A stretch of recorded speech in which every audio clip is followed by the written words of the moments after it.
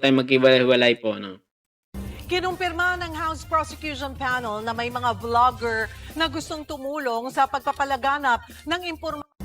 Kinumpirma. Ayan, no? May galab shout po muna kay Ma'am Princess Subilia and Sir Ma'am Marie Brasos, no? Mega galab shoutout po. Good morning po sa inyo dyan, no? Saan man kayo paning ng mundo. May galab shoutout po sa lahat po na nanonood. Ayon. House Prosecution Panel na may mga vlogger na gustong tumulong sa pagpapalaganap ng impormasyon kaugnay sa impeachment trial ni Vice President Sara Duterte. Ayon sa tagapagsalita ng prosekusyon na si Ace Barbers, hindi lang mga pribadong abogado ang gustong mag-volunteer, kundi pati mga social media content creators. Ayan, kasi ang iba, ang sasabihin na naman ng iba dito, pagkalaban cyber libel agad. Pag iba naman, paldo. O yan nga, kahit ako, tinachat ako nila na, sige, magkaka-cyber libel ka pag si Sara Duterte yung uupo. Alam nyo, wag tayong matakot ho kung nasa tama lang yung sinasabi natin. Hindi naman tayo nag-fake news eh. Tama naman yung pinaglalaban ho natin eh. Diba po? Anak ng buhay naman talaga. Ito kasi yung iba ayaw eh. Kasi yung iba naman pong mga vloggers kasi, mga kababayan ko, ang iba naman ho kasi, sobrang fake news na, pati may mga pastor pa nakikisali. Opo, totoo yan mga kababayan ko. May mga pastor pa, post tapos hindi nagre-research. Yung ano lang ba, yung mai-post lang nila, hindi muna nila rin-research kung kanino yan, tama ba yung pinupost nila. Oh. May mga gustong mamatay si PBBM, may gustong papatay kay PBBM, may minumura si PBBM. Example kay Pariki, 'di ba? May kaso 'yan eh, kaso hindi lang sila pinapatulan. At ito po, ito yung balita. Ito po, pakinggan natin. Gusto raw ng mga vlogger na tumulong sa pagpapalawig ng mga nangyayari sa paglilitis sa iba't ibang lengguwahe. Ayon kay Barbers, makatutulong ito sa paglaban sa inaasahang pagkalat ng fake news. We are anticipating na dadami ang mga kakalat na mga fake news, no? At ito ay manggagaling sa mga pseudo vloggers. Kaya nga malaking tulong, no, kung merong magsasalita o magtutulong pag-explain, no, ng mga pangyayari dito sa trial nito in different dialects. And hopefully, we will succeed in informing and educating our people. Mga kapatid, share. Diba po? Oh, good news po yan. Kasi yung iba sumusobra na rin, oh. Ito, basahin natin dito. Oh, sabi naman, iba vloggers na may maleta, barbers. Oh.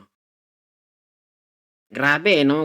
Galaw-galaw din, gamitin ng pera. Makapagkuha lang ng simpatsya, malapit na 2028. Oh. Kasi napag against sa administrasyon daw, ayun, kakasuhan. Yung iba kasi sobra na eh.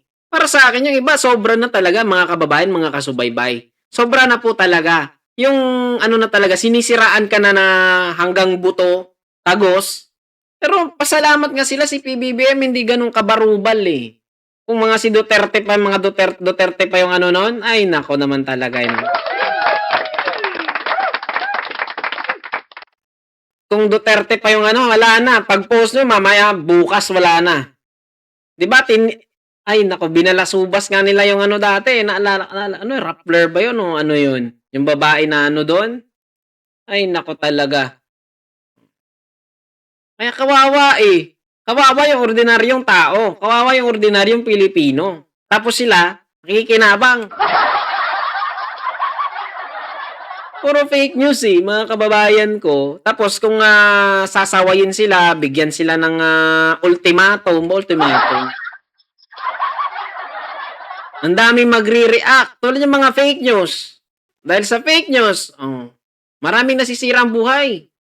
Anak naman talaga yun. Kinumpirma ng House Prosecution Panel na may mga vlogger na gustong tumulong sa pagpapalaganap ng impormasyon kaugnay sa impeachment trial ni Vice President Sara Duterte. Ayon sa tagapagsalita ng prosekusyon na si Ace Barbers, hindi lang mga pribadong abogado ang gustong mag-volunteer, kundi pati mga social media content creator. Gusto raw ng mga vlogger na tumulong sa pagpapalawig ng mga nangyayari sa paglilitis sa iba't ibang lengguwahe. Hmm. Anak ng buhay naman talaga, eh, 'no? Kaya ayaw nila 'yan. Dahil gusto nila sila lang yung magpo-post ng fake news. Tapos hindi sila papatulan. Anak naman ng buhay naman 'to. Tapos sasabihin nila, paldo daw mga vloggers. Bakit ngayon ang mga DDS vloggers ngayon nandun sa China, oh, sarap buhay, oh.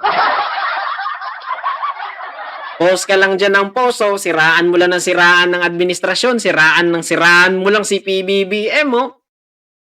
Dati sinisiraan nila si Kibuloy.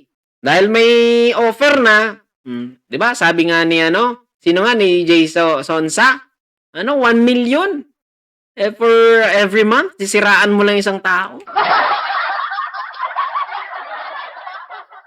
Sino pa yung kita niyo yung isang grupo din, ang lalaki ng mga nila. Habang naka-livestream mo, may makikita ka diyan, GCash. Ang lalaki ng number ng mga GCash account nila, oh. 'Di ba po? Hindi pa nila hanggang ngayon hindi nila nare-realize 'yun. Send ng send sila doon. Ay nako naman talaga, eh. Mga kababayan ko. Nandiyan lang yung topic ko. Ito lang nga yung topic ko. Wahe. Ayon kay Aksyonan na yung mga fake news vloggers. Dahil marami nang lumalaganap na fake news ngayon. Kaya yung mga vloggers na iba gusto na ring tumulong para sa impormasyon sa impeachment ni VP Sara. Oh, ayaw nyo nun dahil idol nyo yan. Oh, di ba? Beatrix ya daw. Babae ka pa naman. Maligo ka na at magpabango. Matulog ka kaagad. Ha? Matulog ka na, mag-aalas 7 na. Good afternoon po, SPK, no? SPK. Piyake, ano ba to? Good afternoon from Doha, Qatar daw. May love shoutout po sa lahat. Ito, mas maganda to, eh. Kahit ako, pag may nakita akong fake news, screenshot ko, pasa ko dun, oh. O kung sino yung pwedeng pag-reportan yan. No? Kasi puro nagrarally sila doon, no? Pati pulis na sinuntok. Yung pulis pa yung makakasuhan. Nagre-reklamo, sinuntok nyo na nga yung pulis. Tapos pag hinuli, bakit daw sila hinuli? Parang ganun. Nag-post ka ng fake news. Tapos ayaw mong patulan ka. Ang galing mo rin, ha? Anak ng buhay naman talaga, mga kababayan, mga kasubaybay, no? Lokohan lang, no?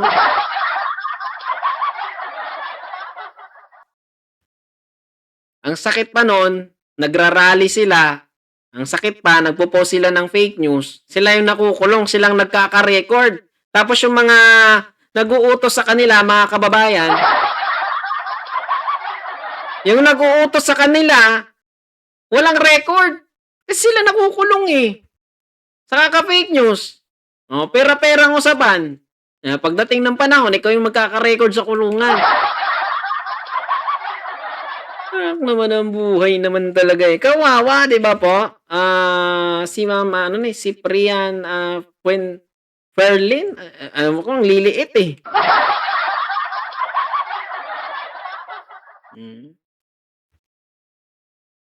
Naka-monitor lang po si Ballpoint, ma'am. Naka-monitor po. This is a Mr. Sponsor po, Hello po, Ma'am Suzuki. Ayun, no? At saka, ito na po, no? Maraming salamat, oh. Bia, sana ba yun si Bia? Bia Belat? Sana ho yun? Wala, eh. Matulog ka na, maligo, magpabango ka, matulog ka na maaga, may pasok ka pa bukas, ha? Huwag kang makikisali sa usapan ng mga matatanda. Kala nyo bata pa ho ako? Mas matanda pa ho ako kay Ballpoint. Ayun. At yun lang po, mga kababayan ko, mga kasubaybay. Maraming